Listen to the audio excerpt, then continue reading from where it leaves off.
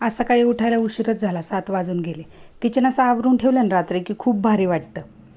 त्यानंतर चहा केला, एकीकडं दूध तापायला ठेवलं, पटापट सगळी तयारी करायची होती. सकाळची कशी घाई गडबडच असते ना सगळी. चहा घेतला, म्हटलं 2 मिनटं जरा निवांत बसावं. हा गॅलरीतला कोपरा माझा फेवरेट आहे. त्यानंतर टॉयलेट बाथरूम वगैरे सगळं घाण झालेलं ते घासून घेतलं, झाडून काढलं, स्वच्छ आंघोळ झाली माझी.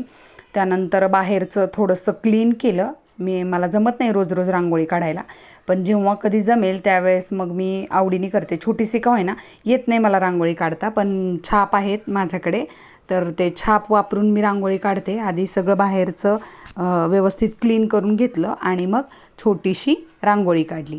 त्यानंतर देवपूजा झाली. देवपूजेला फुलं आणली नव्हती आज, आणि फुलं असली की जरा अजून फ्रेश वाटतं. थोडं 2 मिनटं बसावं म्हटलं, पाणी पिलं, जरा बसले. त्यानंतर दुपारच्या जेवणाची तयारी करायची होती.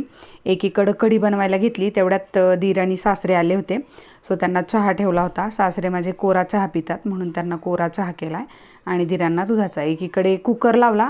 मुली दोन्ही उठल्या होत्या, मोठी टी व्ही बघत होती, बारकी नुकतीच उठली होती. किचन एकदा सगळं क्लीन केलं, स्वयंपाक बनवून झाला. जेवणं झाली की पोरी थोड्याशा लोळत होत्या. 3:30-4ला पुन्हा भूक लागली म्हणून छोटासा खाऊ केला त्यांना.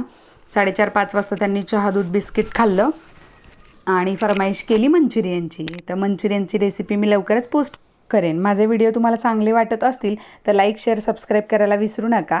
आणि असा होता माझा आजचा दिवस. Thank you so much for watching. Bye bye.